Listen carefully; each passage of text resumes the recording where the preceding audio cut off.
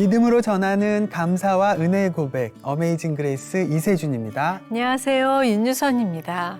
얼마 전에 CGN에서 방송된 오마이박스 보셨습니까? 네. 개그맨 김혜선 씨가 깜짝 서프라이즈 선물을 들고 선교지를 방문한 아주 유쾌한 다큐였는데요. 네. 일본 홋카이도 작은 마을에서 예수를 전하는 선교사님의 삶의 모습, 그리고 한편의 동화 같은 아름다운 선교지의 풍경이 아주 인상적이었죠.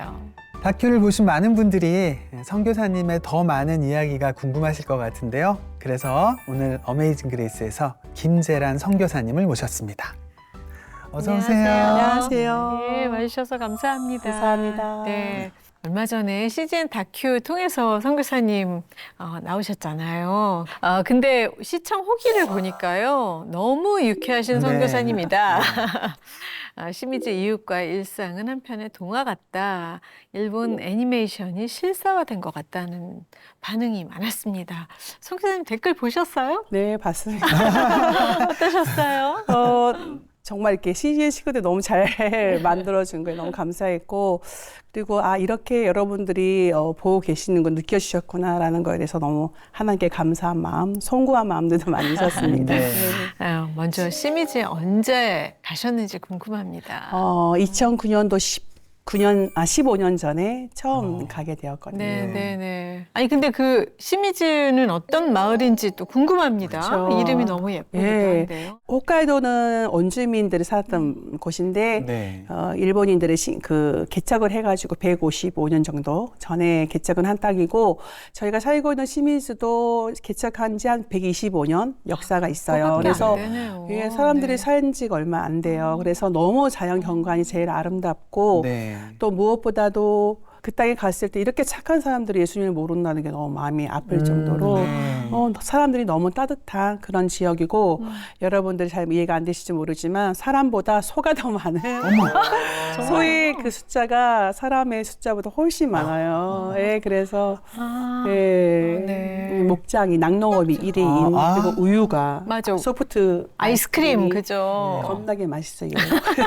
그 소가 그 젖소예요? 아니면 젖소들이? 네, 낙농업으로 1위니까 도카치에서 1위면은 거의 홋카이도에서 1위고, 그러면은 일본에서 제일 크다고 할 수 있어요. 그렇구나. 네. 한국 분들은 덜어 계신가요? 한국 분들은 제가 갔을 때 15년 전에도 혼자였는데요.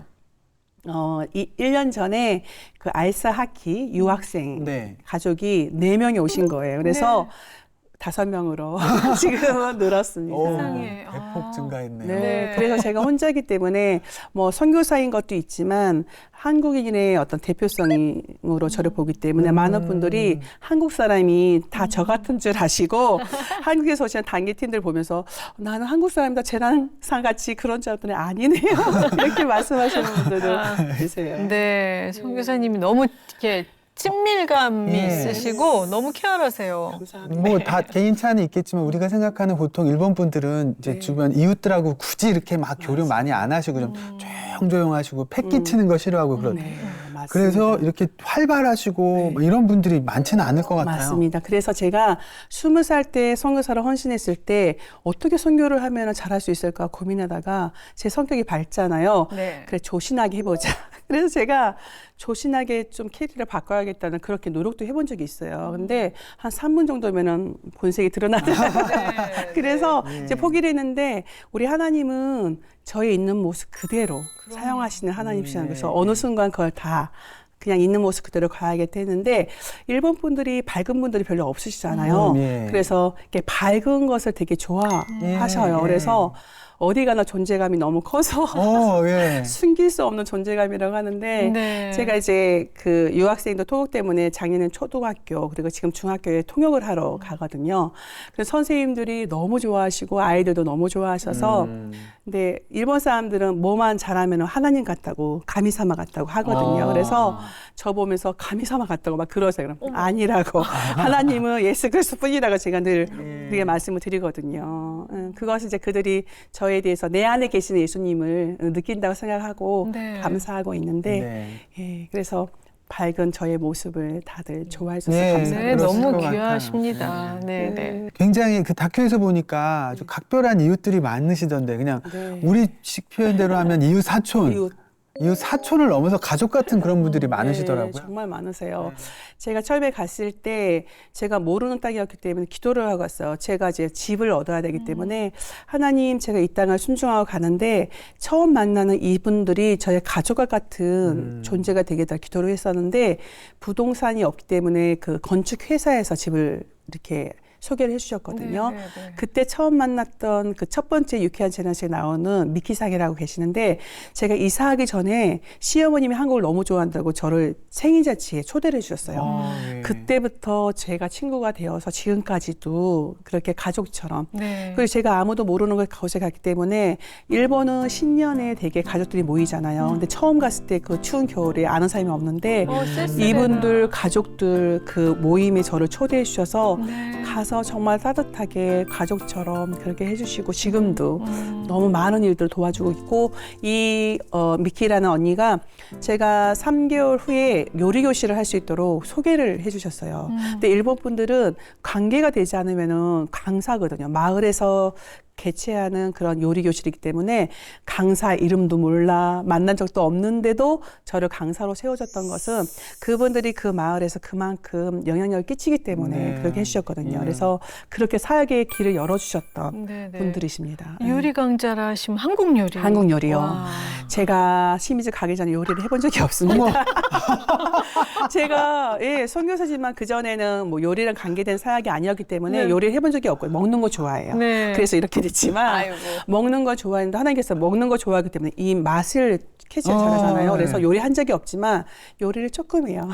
일본 사람들은 조금 그러면은요 되게 잘하거든요. 그래서 제가 처음에는 조금이 그랬다가 아 이분들이 겸손한 표현이구나 그래서 그냥 조금 한다고 얘기를 하는데 요리 조금 하거든요. 그런데 이제 요리 그 교실이니까 2주를 저한테 맡겨서 얼굴도 보지 않고 그랬는데 제가 처음에 가서 겨울에 하는 것이 뭐냐면 자 설탕 1스푼, 소금 2스푼 이걸 열심히 레시피를 외워가지고 제가 거기서 요리 교실을 했었습니다. 와, 네. 근데 하나님 감사하게 가서 이렇게 하는데 20명이 딱 들어왔어요. 근데 20명이면 20명이면 40개. 그렇죠. 이렇게 하는데 당근을 써는데 제가 그 너무 긴장이 되는 거예요. 이분들은 프로잖아요. 80대, 70대 이런 분들 오셨는데 주부경요. 저는 아마추어잖아요. 하다가 그냥 확인해서 제가요 사실은요 아마추어예요. 프로이 여러분 앞에서 하니까 너무 떨리는데 여러분도 잘하실 거라 그랬더니 사람들이 막 웃으면서 받아주셨는데 그 요리 교실을 가기 전에 제가 기도를 했어요. 하나님 제가 이 요리만 가르치는 것이 아니라 여기서 평생 동역자를 만나게 해달라고 기도를 했거든요. 근데 하나님이 정말 그 기도를 들어주셔서 거기서 만났던 자매님이 저희 지금 교회 1호 성도님이 되셨고 지금도 14년 동안 변함없이 함께 스텝으로 섬기고 있어요. 오늘도 같이 오셨나요? 오늘은 못 오셨고요. 그게 또 아이를 임신하셔가지고 이것도 또 하나님의 기적인데 아이를 갖지 못했었어요. 불임출을 받고 있는 중이었는데 저를 만나서 또 기도하고 하나님께서 아이 2명을 딸 2명을 주셨어요. 근데 이 자매 같은 경우는 중학교 때 거시증이 있어서 그때부터 그 생리가 끊어졌었거든요. 20년 동안. 근데 작년에 60년 만에 다시 하게 된 거예요. 그러면서 저희가 소망을 가졌어요. 하나님 어쩌면 아이를 주실 수도 있겠네요. 우리가 기도하고 사모했거든요. 올해 9월에 아이를 임신했어요. 두 아이는 인공수정으로 자연 치료를 받아서 생기는 자연 임신은 이번에 처음으로. 근데 우리가 아들 달라고 기도했는데 정말 아들이라고 얼마 전에 알게 됐어요.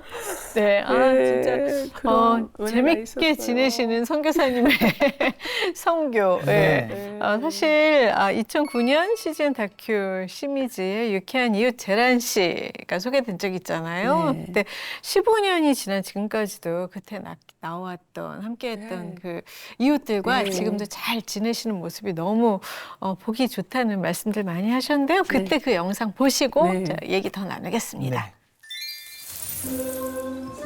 これ田中さんこの前もね私海苔持ってきたんだけどいらっしゃ入手だったかなこれしじみ作った 재란 씨의 깜짝 방문은 이제 시미즈의 이웃들에게 낯설지 않은 일입니다.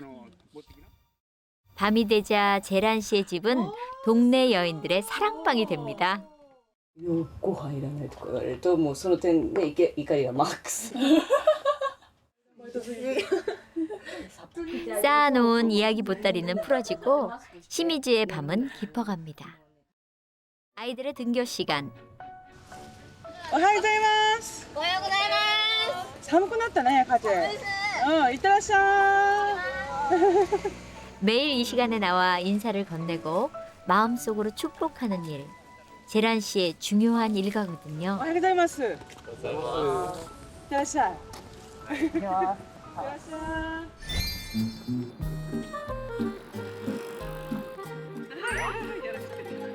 嬉しい嬉しい。お父さん、おはようございます。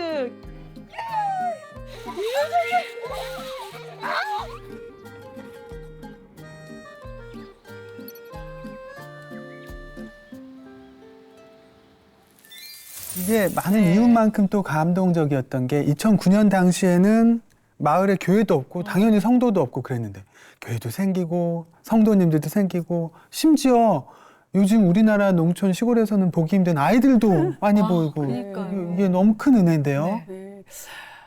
사실 제가 이제 홋카이도 가게 됐을 때 하나님께서 개척의 마음을 그때 주셨거든요. 근데 저는 개척은 내가 할 저기가 아니어서 하나님과 한 1년을 씨름하다가 하나님께서 거의 11월 됐을 때 한 명의 성도를 올해 안에 주시면 제가 하겠다. 한 사람 주시면. 네. 근데 안 주시더라고요. 그래서 이제 내가 이겼구나. 그랬는데 주실까봐 걱정하셨겠어요. 예, 저는 이제 교회 개척 아니고 정말 그 복음을 모르는 그들과 함께 하고 싶어서 살고 함께 삶을 통해서 예수 그리스도를 흘러보내고 나타내고 싶고 전하고 싶어서 갔기 때문에 어떤 교회라는 그런 거를 내가 개척할 그런 마음이 없었거든요. 근데 하나님께서 개척의 마음을 주셔서 그럼 하겠습니다. 하지만 올해 안에 주시면은 하겠습니다. 11월까지 예 그러고 있었는데 하나님께서 11월 달에 그 자매를 주셨죠.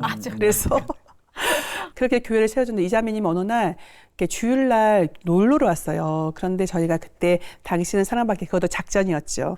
피아노를 치면서 찬양을 하는데 이 친구가 들어오자마자 너무 좋다고 같이 따라하는 거예요. 그래서 그럼 유미사 이 노래를 매일 일요일 하면 어떨까요? 그랬더니 너무너무 하고 싶어요. 밝게 웃으면서 그러신 거예요. 알겠어요. 그렇게 시작된 게 사랑교회가 시작된 역사입니다. 근데 그 친구는 그 예배인지도 모르고 매일 주일 오게 돼서 사랑교회가 시작이 되었고 그리고 사실은 제가 한 분 한 분한테 교회 오세라고 말을 하지 않는 좀 이상한 선교사이기도 할 것 같아요. 근데 그 중에 이제 유리라는 자매가 있는데 제가 갔을 때 저는 한국말을 하는 사람이 그 작은 시골에 있었다고 생각을 못했거든요. 네. 저희 사람도 없는 마을에 네. 제가 살고 있는 집 뒤에 한국말을 하는 일본 사람이 살고 있었던 거예요. 어떻게 그분은? 그러니까요. 네. 저 지금도 막 소름 끼치는데, 근데 이 친구가 고백하기를 한국을 너무 좋아해서 겨울 연가를 보면서 한국말을 공부를 했던 거예요. 그래서 좋아하셔가지고 하다가 오비로라는 시내까지 선생님한테 배우러 갔던 거예요. 유학생한테. 근데 겨울이 오는데 어떡하지 고민하고 있을 때 제가 이사를 간 거예요. 한국 사람이. 네, 그래서 그 친구가 고백하기를 한국 사람이 자기 집 바로 앞에 이사 올 줄은 자기도 몰랐다고. 그래서 너무 좋아해서 그때부터 제가 매 주일날 저녁에 한국어를 가르쳐 줬어요. 네, 네. 5년 동안 한 번도 빠지지 않고 5년 동안. 사실 그때는 아직 사역이 이렇게 바쁘지 않았기 때문에 그 친구에게 충성되게 할 수 있는 그런 또 은혜가 있었거든요. 근데 제가 매 주일마다 한국어를 가르치면서 이 친구를 딱 파악했던 게 이 친구는 진짜 일본 사람이구나. 시미즈 시골 사람이 아니라 정말 일본 사람이구나. 이 친구는 원래 출신이 요코오스카라고 그 동경 근처에 있는 도시에서 이사를 온 거예요. 네, 네. 그렇기 때문에 사고방식이나 이런 것들이 마음을 빨리 안 열고 모든 사고방식이 정말 철저한 일본 사람이더라고요. 그래서 하나님이 이렇게 가까운 곳에 이 자매를 주셨기 때문에 저는 저희 교회 사랑교회 1호가 그 친구가 될 줄 알았거든요. 네. 하나님은 아니시더라고요. 그래서 그걸 처음에 파악을 하고 하나님이 때가 되면 열매를 맺겠지 하고 해서 기다렸어요. 5년 동안 교회 오란 말도 안 하고 기다렸는데 성령님이 일어나시더라고요. 그날은 5년 되던 해는 시간에 이 친구에게 말씀을 복음을 전하게 된 마음이 저한테 주셨는데 왔어요. 와서 이렇게 복음을 전하는데 사실은 오늘 성경이 보고 싶었다고. 그러면서 언니는 한 번도 5년 동안 나한테 교회 가자고 말을 안 했다는 거예요. 그게 자기는 너무 고마웠다고.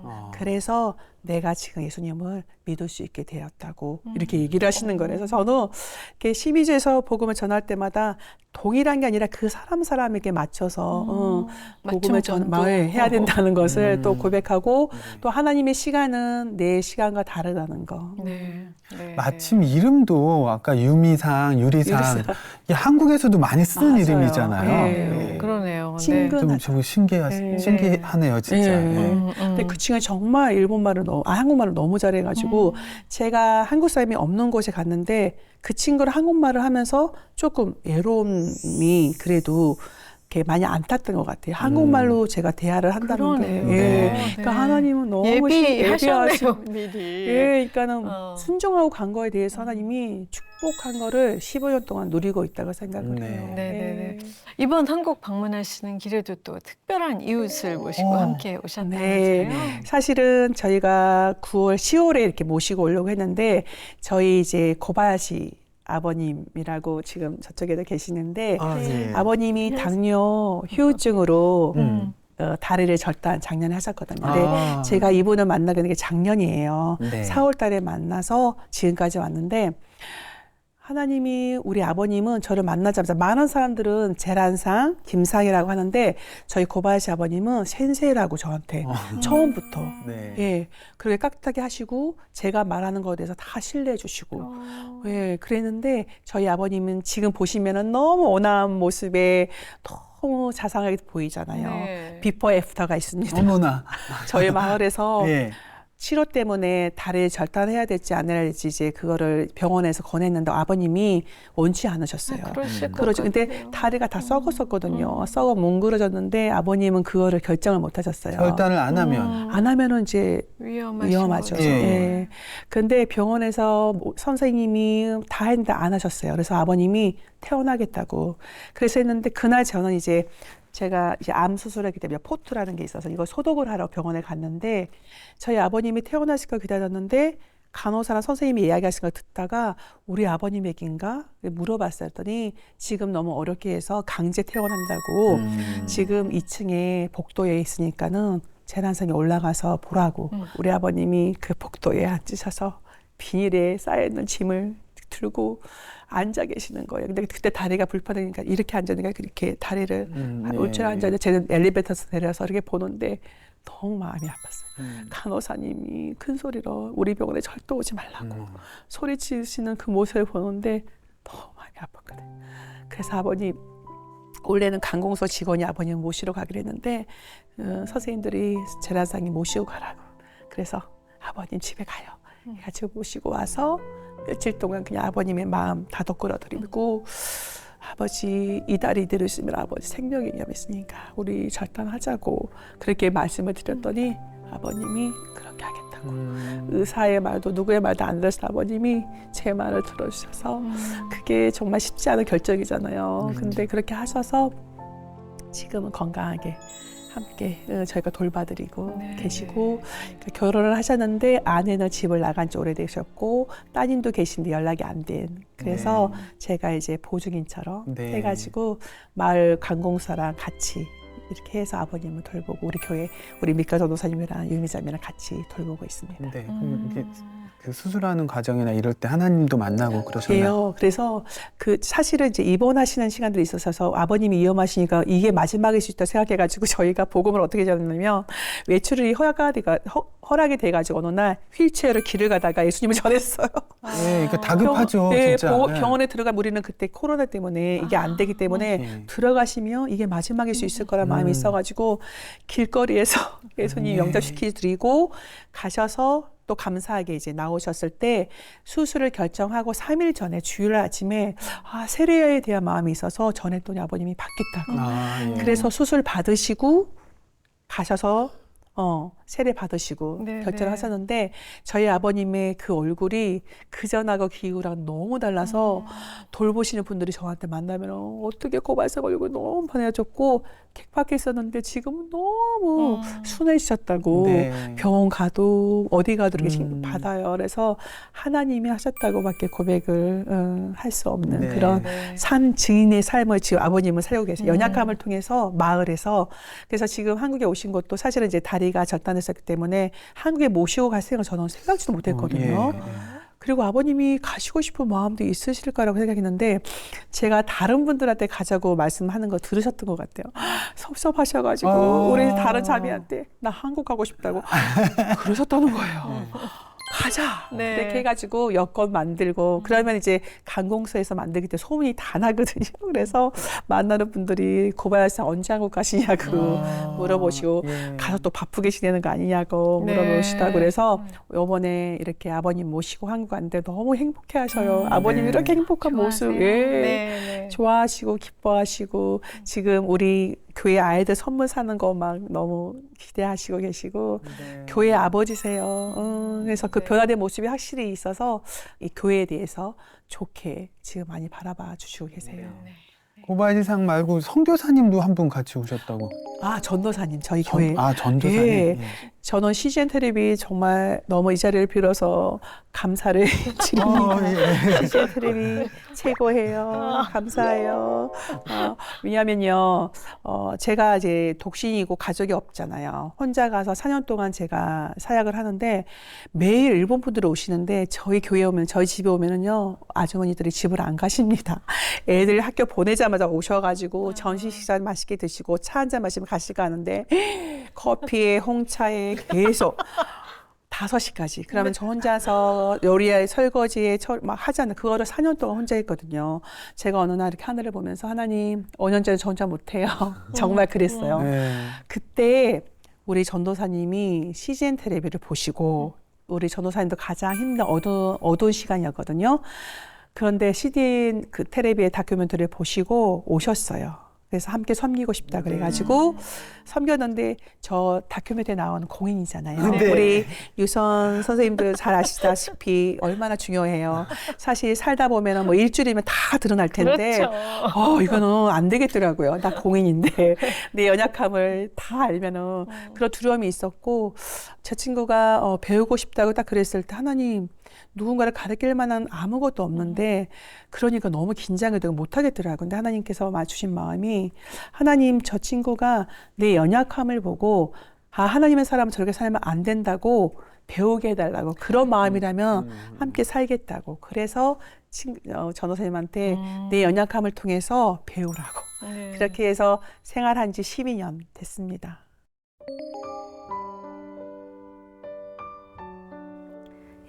キム・ジェラン宣教師はまず清水の人たちと友達になってそして徐々に家族になっていくそのような先生だと思っています。ある人にはお母さん、ある人には娘として本当に私たち日本人を愛して家族となって神様の愛を伝えてくれている宣教師先生だと私は思っています。私が12年前に清水に来た時に本当に何もできなかった私を無条件で迎え入れてくれて12年間私の弱さを受け入れてくださって本当に感謝しています。ジェラン先生がいなければ今の私はいないし本当に神様の愛を本当に深く知ることができなかったと思っています。私はジェラン先生と共に清水の地で働けることを心から神様に感謝しているしこれからも本当にたくさんの失敗もあるしたくさんの弱さがありますけれども、本当にそれを乗り越えてジェラン先生と一つとなって日本の宣教そして世界の宣教のために共に仕えていけたらと思っています。本当にこれからもよろしくお願いします。ジェラン先生사랑합니다。교회도 없고 기독교인도 당연히 없었던 그 북해도의 작은 시골 마을에 선교사님 통해서 복음의 씨앗이 심어지고 열매를 맺은 거잖아요. 너무 보람되시고 감사하겠어요. 감사하죠. 그러니까 제가 선교사로 헌신하고 일본에 갔는데 제가 일본에서 신학을 했거든요. 근데 3년 반 동안 하나님께서 어떤 기도 좀 제공 주셨냐면 하나님 제가 선교사로 살고 싶어요. 선교사는 복음이 없는 곳에 복음을 전하는 거. 로마서에 말씀 있는 것처럼 누구든지 예수를 부르시면 구원받는다는 말씀처럼 누군가가 전하지 않으면 듣지 않으면 믿지 않으면은 그 예수 그리스도 이름을 부르지 못해서 구원받지 못한다는 그 말씀이 제 안에 늘 있었기 때문에 복음을 듣지 못해 죽어가는 일본 영혼들이 있는 곳에 가고 싶다고 제가 기도를 했었거든요. 근데 하나님께서 저는 그것이 시미즈라는 걸 몰랐지만 시미즈에 보내셨고 저희 교회에 양쪽에는 교회가 있어요. 양쪽 마을에는. 근데 시미즈에는 교회가 없었던 네. 거예요. 그것도 홋카이도 가가지고 알게 됐어요. 하나님이 시미즈로 제가 가장 좋아하는 언어 시미즈라는 그 글씨에 따라서 갔는데 하나님이 가기 전 개척의 마음과 교회가 없는 곳에 가라는 마음을 주셨거든요. 근데 제가 시미즈에 교회가 있는지 없는지 모르고 갔는데 알고 가서 보니까 교회가 없었던 곳이었어요. 근데 사실 가서 얼마나 기뻤는지 몰라요. 와우. 왜냐하면 교회가 없어. 그리고 믿는 사람이 나밖에 없어. 이야, 내가 여기 있어야 이유구나. 그렇게 해서 정말 제가 교회 오라고 하지 않지만 한 분, 두 분 이렇게 교회 오실 때마다 그런 기쁨이 있었어요. 스릴이 있어요. 그래서 하나님이 정말 내가 아니면 복음을 듣지 못했을 영혼들, 교회를 올지 않았을 영혼들이 그 온 곳을 보면은 하나님 내가 심리적인 너무 잘했어요.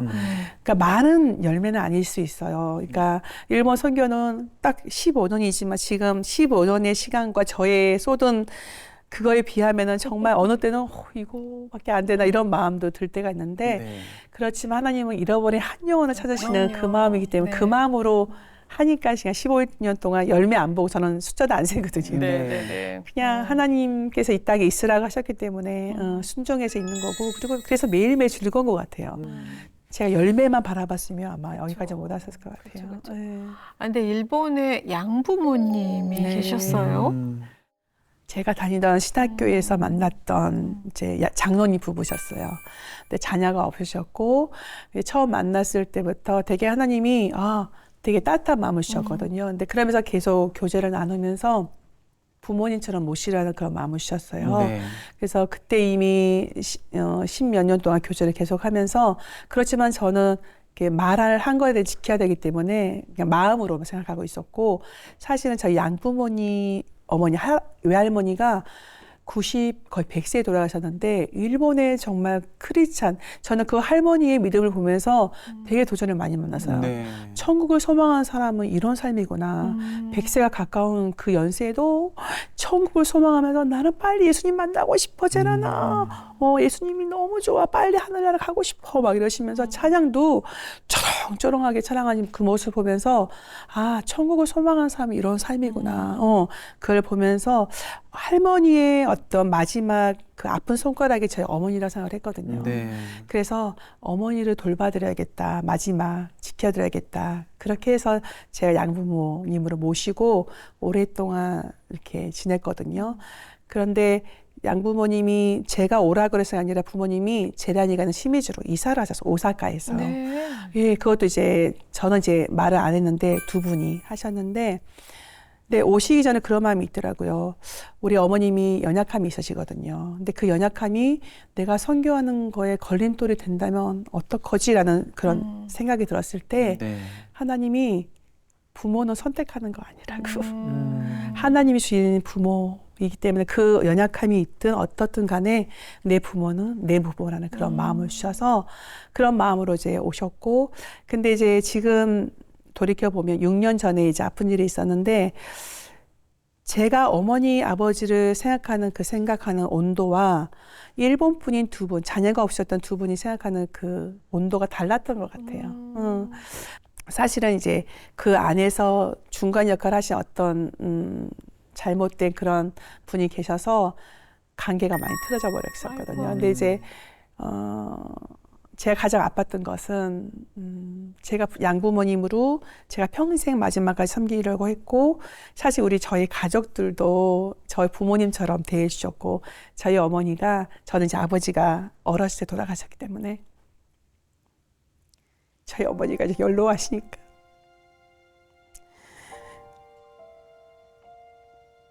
연로하시기 때문에 저랑 오랜 시간 못한다는 게 늘 어머니의 마음속에 기도 제목이 아팠던 것 같아요. 근데 양부모님이 계시니까 제라나 난 걱정 없다. 양부모님 잘해드려라. 잘 섬기라고 그렇게 할 정도로. 그리고 저희 어머니가 침대에 병원에서 치료받으실 때도 양부모님한테 잘해라. 이미 그때는 관계가 어려웠을 텐데 이제 제가 우리 가족들에게 말을 못했어.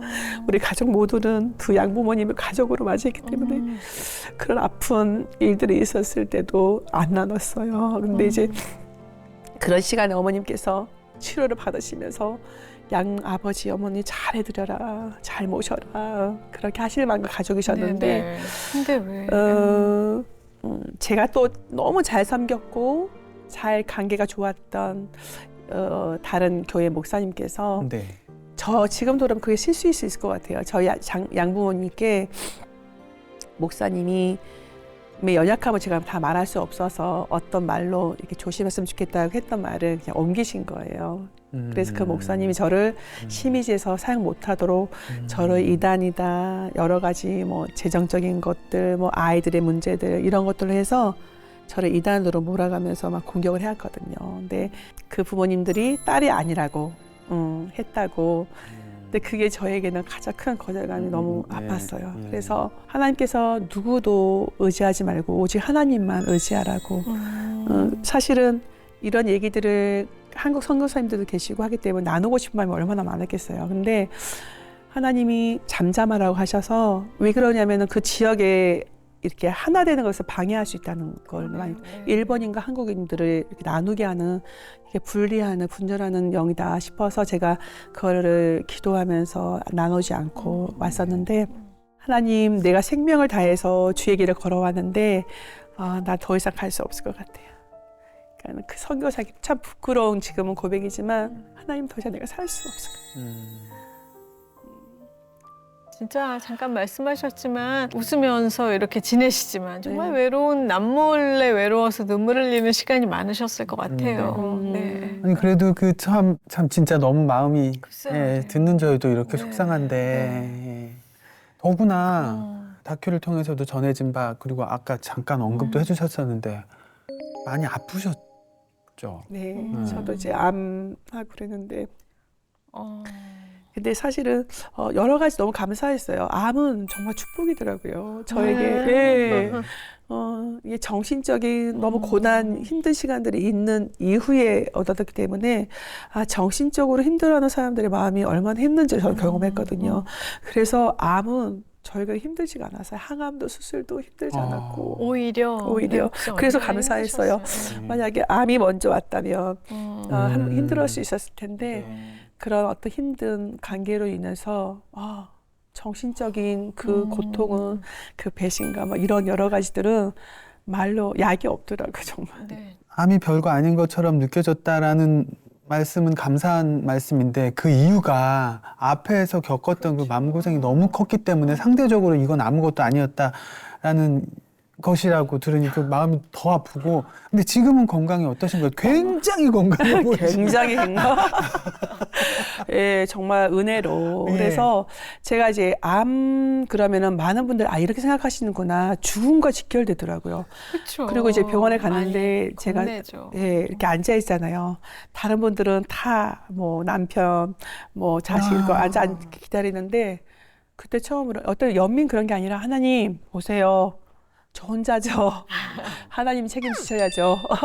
그런 마음으로 제가 이렇게 갔는데 이렇게 죽음과 연결되면서 제 삶의 주변을 이렇게 정리를 해서 유서도 새롭게 쓰면서 자신이 내가 심의지에 못 돌아올 수 있다는 그런 게 있어서 제가 정리를 다 하고 있었는데 사실은 이제 암이라 그래 다 싸워야지 그런 마음이 있었거든요. 근데 집에 돌아와서 이렇게 누워 있는데 제가 작은 관계도 암이었는데 그곳에는 생명이 잉태하는 곳이잖아요. 네. 저는 결혼을 안 했기 때문에 임신한 경험 없잖아요. 근데 이렇게 손이 이렇게 가면서 하나님 이 생명이 있는 곳에 이 암 덩어리 이렇게 보여주셨거든요. 이 친구가 축복이가 찾아왔다는 마음이 드는 거예요. 그래서 제가 태명을 축복이라고 지었으니. 어머, 이거. 그리고 임신 경험 없지만 임신하신 분이면 이렇게 배가 막 저절로 가면서 이렇게 하잖아요. 그런 것처럼 제가 수술하기 전까지 계속 축복아 잘 있지. 너는 선생님이 나쁜 아이라 그랬는데 넌 나쁜 아이가 아니야. 너 착한 아이야. 잘 있다가 나오자. 그러면서 제가 비록 내가 널 계속 키울 수는 없지만 일단 잘 나오자. 네. 네. 어우 세상에. 세상에. 네. 아니 근데 그 암투병하는 시간조차 병원에서 아. 다른 분들께 예수님을 전하시고 그렇게 네, 그러니까 지내셨다면서요. 기대감이 제가 많았어요. 원래 제가 저희 지역에 있는 병원에서 했는데 처음에 오진이 나왔었거든요. 오진을 해서 그 병원에서 한다는 게 이제 가족들이 되게 반대를 했고 신뢰할 수 없으니까 네. 이제 그래서 홋카이도 제일 큰 도시인 삿포로로 병원 암센터, 삿포로에 있는 암센터를 가게 됐어요. 근데 이제 그때 생각할 때, 더 지경이 넓혀지는구나. 이제 이런 마음과 함께 내가 생명이 정말 오늘 마지막이라면 제란 너는 뭘 하고 싶니? 라고 스스로에게 물어봤을 때 복음을 전하고 싶어요. 한 명이라도 더 전하고 싶어요. 그런 마음이 있었기 때문에 지경이 넓혀지거나 아싸 이런 마음이 들어서 그 입원하러 가고 그분은 태어나는 순간이었는데 짧은 순간이었잖아요. 짧은 순간에 만났고 연락처를 주고받았고 그래서 내가 엘리베이터 안에서 이렇게 안으면서 기도를 해줬는데 그분이 지금도 계속 연락하고 있거든요. 근데 제가 수술한 이후에 움직이기가 쉽지 않잖아요. 그래서 이제 좀 사람들 만났으니까 이제 누워서 이렇게 쉬려고 그러면은 메일이 오는 거예요. 제란사 누워있지 마세요. 당신의 그 밝음을 기다리는 사람들이 위로할 사람들이 밖에 얼마나 많은데 지금 제가요 벌떡 일어났죠. 그게 하나님의 음성처럼 어떻게 믿지 않고 나 지금 몇 분 만에 만나서 라인 교환한 자매가 사람이 연락이 온 거예요. 이게 딱 누우려고 딱 그래서 딱 봤는데 다시 일어나서 암 수술 받고 누워 있는 사람한테 빨리 나오라고. 수술 그거 링겔 있잖아요. 끌고 이렇게 바깥에 나갔더니 또 그때 만날 영혼이 있더라고요. 그러면서 사실 제가 일본 사역하면서 저는 관계 전도를 하기 때문에 처음부터 선교사를 말을 안 하거든요. 근데 여기는 완전히 물 만났죠. 갔더니 다 저기 사람들이잖아요. 만나자마자 선교사인데요. 그럼에도 불구하고 저를 쫓아다니면서 말을 거시고 그게 정말 기회였던 게 코로나였잖아요. 면회도 없어요. 이 암이라는 질병의 그 아픔 가운데 있는 분들이 누구 하나 의지할 데가 없잖아요. 밝은 에너지가 너무너무 필요해. 네, 그래서 가는 곳마다 막 사람들이 저는 정말 쉬고 싶은데 어떻게 알고 제 병실 찾아오는면요. 제가 어떻게 알았어요? 그러면 그 샤워실에 몇 호실에 김재라 이렇게 순서가 이렇게 쓰는 게 예약제가 있어요. 그거 보시고 찾아오셨대요. 와우. 그런 분들도 계시고 아무튼 그런데 정말 아니 이게 한국에서 있어도 되게 신기한 일인데 그 일본 분들의 그 국민성 특성을 조금이라도 아시는 분들은 그런 일이 가능하다고. 그러니까요. 저도 처음이었어요. 그러니까 일본에서 복음을 전하기가 정말 힘들다고 제가 20살 때 헌신했기 때문에 30년 넘게 왔잖아요. 이런 경험을 한다니 너무 할렐루야 와우였어요. 그런데 일본 사람들의 마음이 가난한 사람들 하나님께서 보내주셨구나. 마음이 가난한 자들 거기 다 모였더라고요. 그래서 기도도 많이 해줬고 복음도 전하고 지금도 우리 병원 친구들하고 계속 연락을 해요. 그래서 자주 못하더라도 부활절, 크리스마스 때는 복음을 마음껏 전할 수 있는 때고, 지금도 계속 교제하고 있고, 이제 거기서 어떤 어르신, 어머님 같은 분을 만났는데, 이분은 저랑 병동이 달라요. 휴게실에서 만났거든요. 근데 오는데 이렇게 손을 떠시는 거예요. 그래서 제가 손을 잡아서 이렇게 잡아드렸어요. 근데 그게 멈췄거든요. 그러더니 이분이 어떤 신적인 뭐를 느낀다는 거예요. 그래서 내가 맞아요. 저는 기독교의 선교사입니다라고 제가 말씀을 드렸어요. 이제 그러면서 태어나시기 전에 그 휴게실에서 복음을 전하고 영접하시고 병원에서 더 이상 치료할 게 없어서 이제 암이 다 퍼져서 못하시니까 퇴원을 하셨는데 그분도 퇴원하시고 저도 퇴원해서 이렇게 항암하고 나면 힘들거든요. 이제 그래도 매일 1시간씩 제가 통화를 하면서 어떻게 지내시는지 얘기 들어드리고 이렇게 웃게 많이 해드렸어요. 홀로 계시니까 그리고 가족이 안 계시니까. 그러면서 그러면 이제 내가 말씀으로 또 위로해드리고 찬양하고 그렇게 1시간씩 늘 했는데 이분이 세례를 받고 싶다고 저한테 사실은 그렇게 해서 심식 꼭 가고 싶다고 그리고 아이들도 너무 좋아하셔가지고 오신다고 했었는데 이분이 늘 고백하시는 말씀이 있었어요. 난 너무 행복하다고. 제란상이라 이렇게 매일매일 이렇게 할 수 있는 게 너무 행복하다고. 죽음이 언제 올지 모르는 그런 상황이잖아요. 그런데 너무 행복하다 그럴 때 제가 너무 감사해서 내가 항암 그 후유증도 힘들지만 너무 감사했고 근데 이분이 어느 날 전화를 드렸는데 안 받으셨어요. 며칠 계속 했는데 아마 그때 추천하셨던 것 같아요. 아이고. 근데 시미즈 오셔서 세례를 받지 못하셨지만 그 행복했다는 거, 예수님 때문에 네. 행복한 마지막. 그래서 사실은 저는 이제 어르신들을 지금 돌보고 있잖아요. 근데 우리 고바시 아버님도 그렇지만 외롭게 그 긴 시간을 살아왔을지라도 그 마지막 시간이 행복하다면 그 마더 테레사가 99%의 인생이 고독이고 절망이고 힘들었을지라도 1%의 그 시간이 행복하면 그 사람의 삶은 행복하다고 네. 말했듯이 그래서 그 많은 분들의 마지막을 지켜드리면 참 좋겠다는 그런 네. 기도 제목을 가지고 있어요. 네, 네, 네. 우리 선교사님 말씀 나누다 보니까 그냥 기본적으로 아주 유쾌하고 긍정적인 성품을 타고나신 것 그러니까요. 같아요. 하나님이 네. 진짜 축복으로 내려주신 것 같은데 학창 시절에 무슨 오락부장 같은 거 혹시 안 하셨나 모르겠어요. 그래서 제가 이제 일본 분들한테 설교를 가면 제가 어렸을 적에 찍은 사진이 있어요.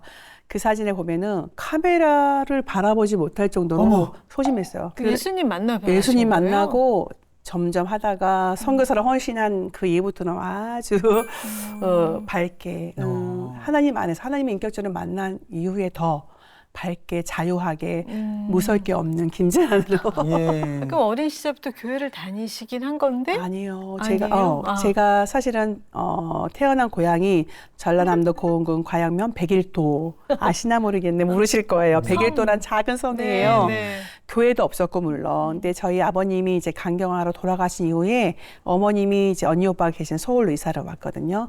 서울에 왔는데 딱 서울에 그 찬란한 뭐 불빛 속에 완전히 저랑 살아왔던 곳이 너무 다르잖아요. 네. 학교에 갔던 친구들이 촌년이 어머. 왔다고. 저 촌년이었어요. 근데 모르겠어요. 저희 어머님이 뭐 어렸을 적에는 대장처럼 했다고 하는데 저는 그런 기억이 없는데 그랬는데 아무튼 학교에서 이렇게 왕따처럼 당한 친구가 없었는데 처음으로 말 걸었던 친구가 재란아 교회 가자 이랬던 거예요. 근데 그 교회가 어떤 곳인지 모르고 말 걸어줬다는 그 자체가 저는 너무 고마워서 그 주일에 간 거예요. 근데 그 친구는 그날로 땡이었습니다. 어머. 저를 아는 척도 안 하고 했지만 어머머. 그러니까 전도하면 상이 있잖아요. 전도상. 그걸 바라고 그 친구는 초년이라고 왕따 당한 나를 뭐 친구로 생각했겠어요. 근데 그 친구는 그걸 받기 위해서 했는데 하나님이 사용하셨죠. 그래서 제가 어린 사역에 그렇게 마음을 쏟는 게 그런 부분인데 그런 어둠 가운데 어머니는 돈 벌러 나가시고 언니 오빠들은 크니까 저랑 놀아줄 사람이 없었거든요. 제가 저녁 5시가 되면 그 외로움을 지금도 잘 알아서 우리 어르신들이 외롭다는 것을 알아서 찾아가고 섬기는데 그런 어두워지면 그때 제가 집에 혼자 있는 게 너무 힘들어가지고 무조건 바깥으로 튀어나왔던 아이였거든요. 그랬는데 하나님이 딱 처음에 교회 갔는데 여기는 천국이다라는 느낌이 어린아이에 그게 있었어요. 그리고 딱 교회 문을 나오면은 이렇게 지옥, 어두움을 느꼈던 것 같아요. 그게 처음 갔을 때부터 느껴져서 제가 매 주일을 친구는 나를 케어해주지 않았지만 제 스스로 교회를 다녔고 그 이후에 또 멀리 있었던 교회를 옮기게 됐는데 거기도 1시간 정도 차를 타서 가는데 제가 매 주일 혼자서 초등학교 5학년 그때도 다녔었던 것 같아요. 그러니까 사실 제 아버지를 그때 여의고 나서 저는 아버지를 너무 사랑했거든요. 아버지가 저를 너무 사랑했어요. 네네. 제 6남매 막내인데 제가 대장이었거든요.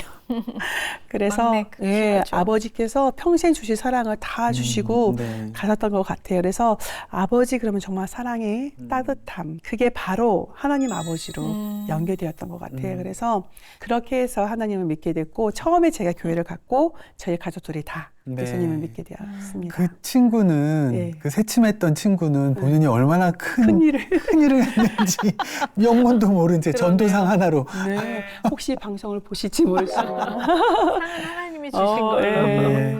아하, 네. 선교사로 헌신해야겠다라는 마음은 어떻게 갖게 되셨을까요? 제가 초등학교 4학년 때부터 교회를 다녔고 제가 일본에 유학을 20살 때 가게 되었거든요. 그래서 네. 일본에서 이제 대학을 가기 전에 제가 거기서 예수님을 인격적으로 만났어요. 그래서 예수님과의 그 첫상에 빠져서 완전히 그 장밋빛 예수님과의 그 시간 속에 막 자전거를 타고 가면서도 아르바이트를 하면서도 막 학교에 가서도 예수님의 사랑에 푹 빠져 있었거든요. 근데 일본 학교 다닐 때 이제 대학 대학을 정해야 될 때 대학을 간다는 것은 어떻게 보면 인생이 결정되는 거잖아요. 어떤 공부를 해서 어떻게 걸어가야 될지. 그래서 어떤 인생을 살지라고 이렇게 생각할 때 나 예수님이 너무 좋은데 너무 사랑하는데 예수님이 기뻐하시는 삶을 살고 싶어요. 근데 저는 그때까지 합동 측에서 믿음 생활을 했기 때문에 그때까지는 선교사가 있는 걸 몰랐었어요. 한국에 있을 때는. 그래서 하나님이 일을 한다는 것은 목사 3호 정도 생각했기 때문에 네. 주위에서 목사 3호 뭐 되면 좋겠다. 아니요. 그런 마음이 있었는데 일본에 가서 선교사라는 그런 아름다운 또 삶이 있다는 것을 알게 돼서 하나님 저 선교사로 살고 싶어요. 네. 그러면 평생 내가 선교사로 즐겁게 복음을 전하기 위해서는 내가 가장 좋아하는 일을 통해서 하고 싶다. 가장 좋아하는 것이 아이들이었거든요. 그래서 유학 아동교육을 공부를 해서 어린이 사역, 제가 어렸을 때 그 어둠 가운데 울고 있었던 그 또 다른 재란이가 네, 있을 네. 거라고 생각해서 네. 어린 아이들에게 특별한 마음으로 지금 사역하고 있습니다. 예. 선교사님 혼자 선교사로 이제 미혼의 따님이 선교사로 간다고 하실 때 어머님이 어떻게 말씀하셨을지 궁금하네요. 사실 이제 저는 어머님이 계시는데도 이게 하나님 앞에 갈 때 하나님 전 엄마가 없어요. 네? 왜냐하면 어머님이 아버님 같은 역할을 하셨잖아요. 그래서 하나님 아빠의 부재가 아니라 엄마의 부재를 저는 많이 느꼈던 것 같아요. 그래서 어머니가 되게 무섭고 되게 그리고 엄마에게 칭찬받고 싶고 뭐 이런 것들이 있었기 때문에 제가 선교사를 헌신했을 때도 어머니가 제일 걱정이 컸어요. 어머니가 반대하시면 어떡하지? 그래서 진짜 오랜 시간 기도를 하고 제가 경배와 찬양 선교사인데 네. 경배 찬양에서 훈련 받을 때도 말하지 않고 몰래 다니고 했었거든요. 근데 이제 어느 날 고백을 했을 때 어머님께서 너가 공부하고 오면 우리 가족들이 함께 운영하는 유치원을 하고 싶었는데 너가 선교사가 된다 그런다고. 선교사가 된다면 어정쩡한, 저희 어머니 전라도 분이시거든요. 어정쩡한 선교사 되지 말고 훌륭한 선교사 되라. 이렇게 말씀을 해주셨어요. 진짜 네. 아빠처럼 말씀하시네요. 저희 어머니가 여장부세요. 예, 예. 지금 이제 90이신데. 그래서 그때 정말, 하나님은 기도를 정말 들으시고, 정말 기도할 수밖에 없구나. 그걸 그러네요. 너무 느껴서 정말 감사했어요. 그래서 그 이후부터는 어머니가 제가 교통비가 없으면 조용히 제 책상에다가, 그리고 너무 잘 알아요. 없으면 딱 얹어주시고. 어머니 맞네요. 네, 확실히 어머니시네요. 네. 고베에서 공부를 네. 하셨으니까 뭐 굳이 따지자면 그 지역에서 시작하시는 게 조금 더 수월하셨을 텐데 왜 또 홋카이도의 그 네. 시미즈라는 곳을 택하셨을까요? 제가 그러니까는 졸업 진로 이후에 딱 신학교 졸업하면 이제 사역지가 정해지잖아요. 네. 사실은 네 곳에서 이렇게 오라는 그런 얘기가 있었었어요. 네. 그래서 기도를 하고 있었는데 기쁨이 없는 거예요. 그냥 졸업했으니까 가야 되는 그런 어떤 의무감. 그게 좀 이상했었는데 제가 졸업 논문 쓰고 있을 때 그 홋카이도 계시는 재미 선교사님께 전화가 왔었는데 그냥 안부 전화라고 생각을 했어요. 근데 뭐 정해졌어 이러셔서 사실 속으로는 나는 홋카이도는 지금 가고 싶지 않은데 이런 나이 들어서 갈 곳이라고 생각을 하고 있었거든요. 제가요 너무 바빠서요. 제가 나중에 전화 드릴게요. 막 이렇게 했거든요. 그랬더니 선교사님께서 그냥 와서 기도하면 어때? 라고 말씀해 주셨는데 그 어떤 교회가 정해진 것도 아니고 저를 초빙한 것도 아닌데 그 전화를 끊고 나서부터 하늘을 쳐다봐도 홋카이도가 저를 부르는 거예요. 네. 그 기쁨이 그냥 이렇게 웃음이 이렇게 지어지면서 너무 좋았는데 사람들한테 나 홋카이도 갈지도 몰라 그러면 사람들이 너무 좋다고 제나상이랑 너무 딱 맞는 곳이라고 다 기뻐해 주시는 거예요. 그렇게 하면서 기도하고 또 확인 받고 가는 길이 있었는데 사실 제가 일본에서 유학을 했기 때문에 일본이잖아요. 근데 제 안에서는 홋카이도는 또 다른 해외를 간다는 그런 마음이 들더라고요. 네, 그래서 네. 이게 두려움이 있었어요. 그때 기도할 때 하나님께서 내가 너와 함께 한다고.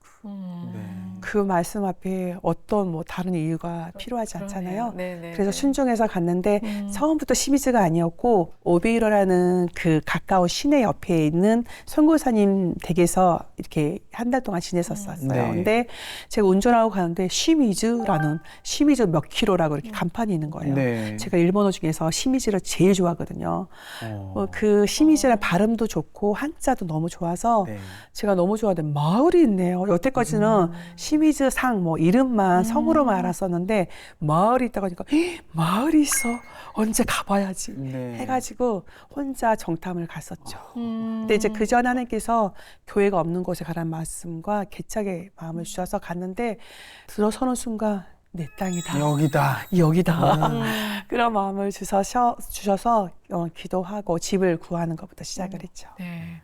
아 근데 홋카이도는 뭐 여름도 아름답다고 하지만 눈이 많이 오고 아주 겨울이 네. 긴 것으로 유명한데 월동장비 단단히 하셔야겠어요. 제가 겨울을 뭐 해봤자 서울이잖아요. 네. 한국에서 지내봤잖아요. 그리고 제가 이제 그 전에 오사카, 코베에서 길었기 때문에 추위를 몰랐는데 제가 가는데 너무 추운 거예요. 추워요? 갔는데 그분들은 너무 가볍게 입고 계시는데 저 혼자 파카 입고. 근데 지금 보면은 시미즈에 10월달에 오신 분들이 파카 입고 계세요. 네. 저걸 입지 했는데 제가 그 전에 15년 전에 제가 그런 모습이었더라고요. 추위가 적응이 되나요? 적응이 좀 시간이 걸렸던 것 같아요. 근데 처음에 갔는데 처음에 가서 몇 개월 후에 크리스마스에 저는 하나님께서 어린이 전도 집회를 처음 시작하게 됐어요. 혼자서. 근데 이제 그 전날 뭐 장비 같은 거 다 준비 세팅해 놓고서는 문을 딱 열었는데 현관문이 안 열리는 거예요. 얼어가지고. 눈이 너무 많이 쌓여가지고 안 열리는 거예요. 아, 진짜요? 진짜 안 가죠. 그때는 한 50m 정도 쌓였던 것 같은데 50cm. 나가지고 50cm. 예. 그런데 문이 안 열리니까 나가질 않는 거예요. 우와. 이제 어렵게 이렇게 나갔는데 눈을 치워야지 차가 움직여서 갈 수 있는데 처음 눈을 치웠는데 못 하겠는 거예요. 막 몸이 너무 힘든 거예요. 그래서 주저앉아서 하나님 너무 힘들어요. 가게 해주세요. 그러면서 우리 아이들한테 가야 되는데 치우게 도와주세요. 이렇게 기도하고 그래서 또 열심히 눈을 치우고 간 일도 있고요. 그리고 오래된 집이 아무래도 뭐 이게 안 돼 있으니까는 그 벽 같은 것들이 그래서 제가 이 마스크를 쓰고 눈만 보이는 마스크 있잖아요. 방독면 같은 거를 쓰고 텐트 안에서 그렇게 잠을 자고 오랜 시간 그렇게 했었어요. 그래서 하루탄 집으로 이상하게 해주세요라고 기도. 이번에 오시기 전에도 그럼 월동장비 준비 단단히 저희가 하셨어요? 예, 김장했습니다. 여러분들 한국에 지금 김치값, 배추값이 금값이죠. 금값이라고 하시는데 네. 저희는 또 밭 농사가 너무 좋은 곳이거든요. 기름지고 그래서 백포기 김장. 한국에서 귀하게 또 오신 김장 스님들이 섬겨주셔서 백포기를 잘 만들어서 이웃 주민들과 홋카이도 전체와 본토까지 배송해가지고 사랑을 나눴습니다. 그래서 저희는 지금까지 사역이 제 혼자의 열매가 아니라 정말 하나님께서 처음에 갔을 때 시편 46편 1, 10절 말씀 너희는 가만히 있어 주가 하나님됨을 알지어다. 민족과 세계 가운데 주가 높임 받을지라 그 말씀을 주셨는데 제가 돌아보니까 15년 동안 한 게 없더라고요. 하나님이 저한테 힘을 빼고 내가 어떻게 일하는지를 보게 하신 은혜와 축복의 시간들이 15년이었던 것 같아요. 그래서 모든 영광을 주님께 올려드리고 그리고 정말 한국에서 기도해 주시고 섬겨주시고 아우리치로 또 중보자들로 오늘도 많은 저를 사랑하는 우리 가족들이 나와 계시는 함께 해주시는데 그런 한국의 교회와 한국 성도님들이 계시기 때문에 시미즈의 사랑교회가 열매를 맺고 있다는 거. 그래서 그 중보기도가 얼마나 하나님께서 아름답게 일하시고 계시는지. 그래서 이 자리를 빌어서 모든 중보자들께 진심으로 감사를 드립니다. 네, 아유 저희도 감사드립니다. 사실 그 어느 선교사님의 걸음 뭐 특별하지 않은 것이 없겠지만 우리 선교사님 이야기 듣다 보니까 정말 특별한 길을 걸으신다라는 생각이 드는데 본인이 생각하시는 제란 씨의 선교 뭐라고 정의 내릴 수 있을까요? 저는 정말 특별한 거 아니고 하나님이 하시기 때문에 저는 그냥 이렇게 따라가는 것 뿐인데 제가 선교하는 선교는 로마서 12장 15절에 있는 것처럼 즐거워하는 자들과 함께 함께 우는 자들과 함께 우는 것이라고 함께 하는 거 하나님도 우리와 함께 하시는 하나님이시고 그래서 우리도 복음을 듣지 못해서 아파하고 어둠과 있는 영혼들과 함께 하면서 내 안에 계신 예수님이 자연스럽게 흘러갈 수 있도록 하는 거. 그래서 교요라고 하지 않은 이상한 선교사지만 스스로들 오십니다. 아멘. 그래, 기도 제목이나 계획 있으면 좀 나눠주세요. 기도 제목은 사실 제가 교회 건축에 대해서 나는 하나님께 한 마음이 없었거든요. 근데 이제 교회 사역 때문에 비좁아지고 또 어르신들을 더 잘 볼 수 있었으면 좋겠다는 마음이 있어 교회 건축을 3년 전부터 기도를 했어요. 네. 근데 그때가 제가 딱 1월 1일부터 기도를 했는데 그 1월에 제가 암이라는 걸 알게 됐거든요. 사실은 저희는 믿음으로 하나님만 바라보고 선교를 하고 있는데 뭐 그런 땅을 구입할 재정도 없잖아요. 근데 하나님께서 여러 가지 것들로 채워주셔서 네. 그때 제가 암이라고 했을 때 와우 땅 사겠다. 그 뭐죠? 그런 믿음을? 왜냐하면 저희가 1월 1일부터 매일 밤 8시에 교회 건축을 기도를 했는데 1월 달에 암이라는 걸 알았잖아요. 저 계산 원래 안 하거든요. 동계산 보통 못해요. 그러면 건축 아닌가 보다 이렇게 이거 내가 뭘 잘못 생각했나 보다. 네. 그랬는데 네. 그럼 보험금이 얼마 나오지? 어머. 계산을 하게 되더라고요. 그래서 그 보험금하고 또 많은 분들이 너무 값진 헌금들을 해주셔서 제가 뭐 몸보조신 한다고 쓰기가 너무 안 되겠더라고요. 그래서 이 귀한 헌금들을 다 모아서 제가 땅까지 구입했고 그리고 설계도까지 나왔고 모형도까지 다 나왔습니다. 근데 저는 하나님이 원하시면 건축을 하게 하실 걸 믿기 때문에 언제 뭐 기한을 정하지도 않고 하게 하시면 하실 거라고 믿고 있는데 건축이 하나님 뜻 가운데서 잘 이루어질 수도 필요도 채워주시고 그 일꾼들도 주셨으면 좋겠다는 기도 제목이 있습니다. 네. 자, 끝으로 저희 어메이징 그레이스 이제 공식 질문이 남아 있는데요. 네. 내가 만난 하나님, 나의 하나님은 어떤 하나님? 살아계신 하나님이라고 고백을 합니다. 살아계신 하나님. 네, 그래서 살아계신 하나님을 매일매일 경험하기 때문에 너무 즐겁고 행복하게 살아가고 있었기 때문에 네. 그래야 선교를 하실 수 있겠죠. 네, 그래서 살아계신 맞습니다. 하나님, 나의 하나님. 네. 자, 이세준의 선교 네. 시간입니다. 오늘 선교사님이 직접 골라주셨는데요. 예, 십자가의 길, 순교자의 삶. 네, 너무 기대하고 예, 있었습니다. 이게 뭐 왜 이 곡을 고르셨는지는 굳이 안 여쭤봐도 될 것 같아요. 예. 너무나 그냥 선교사님의 삶 자체가 그러네요. 담겨 있고 굉장히 많은 응원과 위로가 되는 그건 곡인 것 같은데 제가 한번 불러보겠습니다. 네. 감사합니다. 올 겨울 홋카이도에서 이웃과 함께하는 행복한 일상, 유쾌한 선교 이야기가 계속되기를 기도드리겠습니다. 오늘 귀한 간증 나눠주셔서 감사드립니다. 어메이징 그레이스 오늘 여기까지 하겠습니다. 감사합니다. 고맙습니다.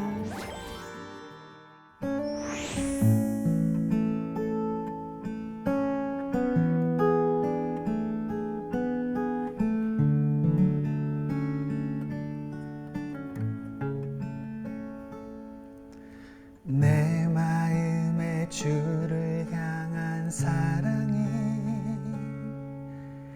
나의 말엔 주가 주신 진리로 나의 눈에 주의 눈물 채워주소서.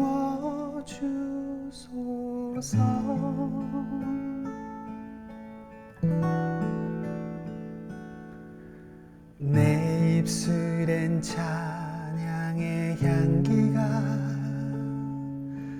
두 손에는 주를 닮은 섬김이 나의 삶에 주의 흔적 남게 하소서.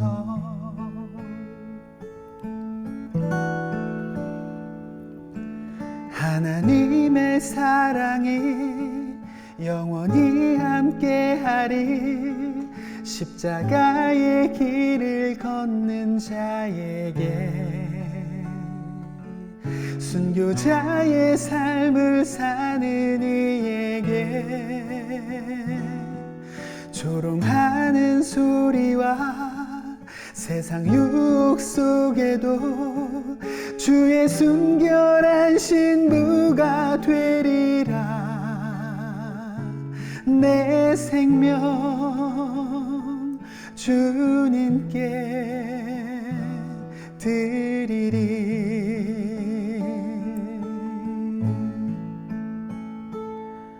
하나님의 사랑이 영원히 함께하리. 십자가의 길을 걷는 자에게 순교자의 삶을 사는 이에게